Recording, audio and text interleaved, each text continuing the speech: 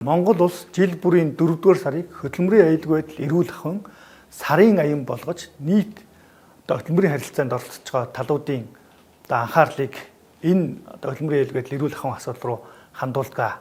Сүүлийн жилүүдэд үйлдвэрлэлийн осол хурц сордлогын тоо жилээс жилд буурахгүй байна.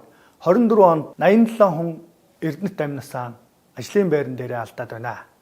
Тэгэхээр сүүлийн жилүүдэд 70 гаруй хувиар үйлдвэрлэлийн ослын тоо өссөн. Ийм тоо мэдээ нь өөрөө хөдөлмөрийн аюулгүй байдал эрүүл ахуйн тухай хууль тогтоомжийн хэрэгжилт хангалтгүй байгаатай холбоотой гэж үзэж байна. Хөдөлмөрийн аюулгүй байдал эрүүл ахуйнтай холбоотой зардлыг байгууллагын төсөвт тусган хэрэгжүүлэхгүй байх явдлаас үүдэлтэй осол аваар гарч байна.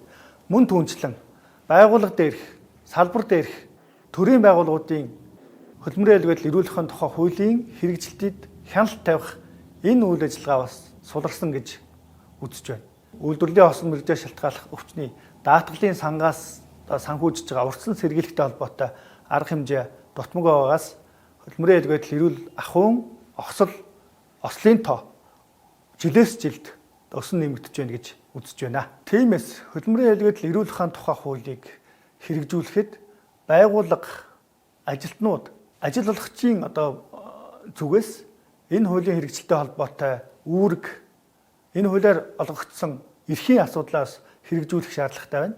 Байгууллага дээрх хөдөлмөрийн аюулгүй байдал эрүүл ахуйн зөвлөл, ажилтан, мөн төрийн байгууллагуудын энэ асуудал хариуцсан ажилтнуудын хоорондын хамтын ажиллагаа, уялдаа холбоог сайжруулах шаардлага тулгарч байна. Хөдөлмөрийн аюулгүй байдал эрүүл ахуйн тухай хууль тогтоомжийг хэрэгжүүлэхэд ажил олгогч, төрийн байгууллага, ажилтны төлөөллийн байгууллагуудын хамтын ажиллагаа чухал шаардлагатай байна гэж үзэж байна.